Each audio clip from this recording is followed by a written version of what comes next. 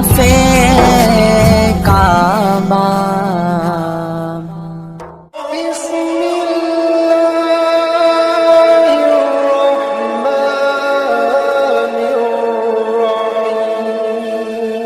दो आदमी उलझ जाएं तो तीसरा शख्स उनके दरमियान सुलह करवाने की कोशिश करे, ना कि दोनों के अंदर बगाड़ पैदा कर दे।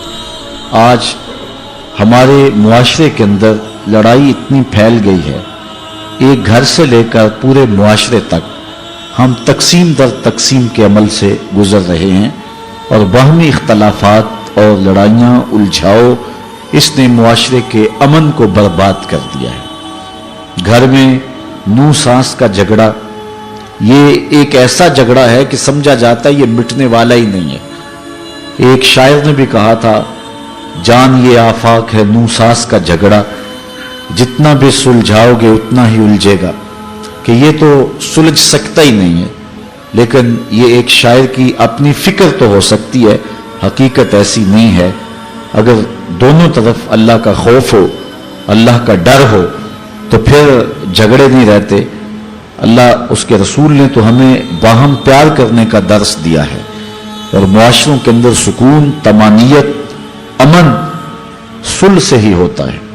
बल्कि झूठ इतनी बुरी खसलत है कि हदीस में आता है जब कोई शख्स झूठ बोलता है तो उसके मुंह से बदबू निकलती है।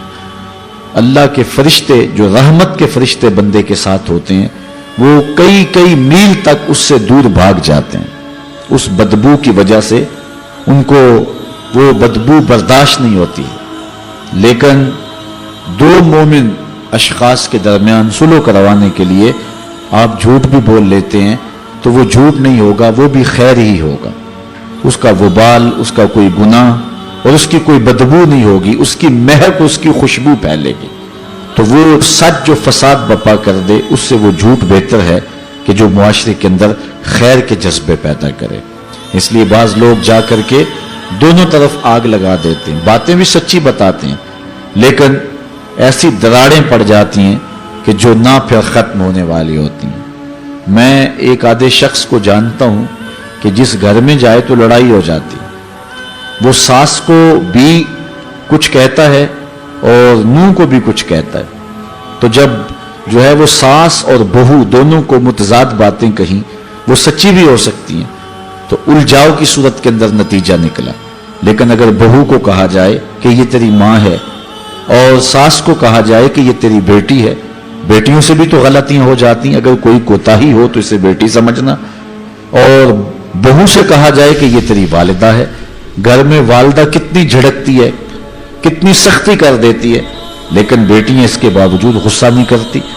तो सास भी तो वालिदा की जगह पे है, तो फिर थोड़ी सी बात पे ही जो है वो नाक और भुएं क्यों चढ़ा ली जाए।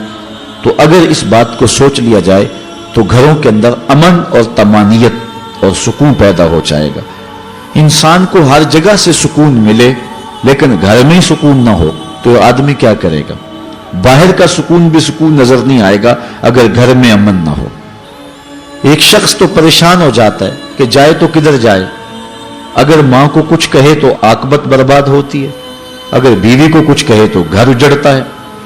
तो वो घर भी रखना चाहता है, आखिरत भी बचाना चाहता है, और वो है कि बस एक दूसरे के साथ उलझाव की हद तक पहुंच गई है कि या ये है या मैं हूं, और बंदा दोनों को रखना चाहता है।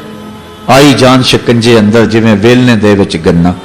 तो बंदे की वो कैफियत होती है कि अल्लाह याज़ बिल्ला, काश कि अल्लाह उसके रसूल का डर सीनों में पैदा हो और एक दूसरे को बर्दाश्त करने के जज्बे पैदा हों, तो फिर घर अमन और सुकून की जगह हैं और सुकून और अमन घरों में पैदा हो।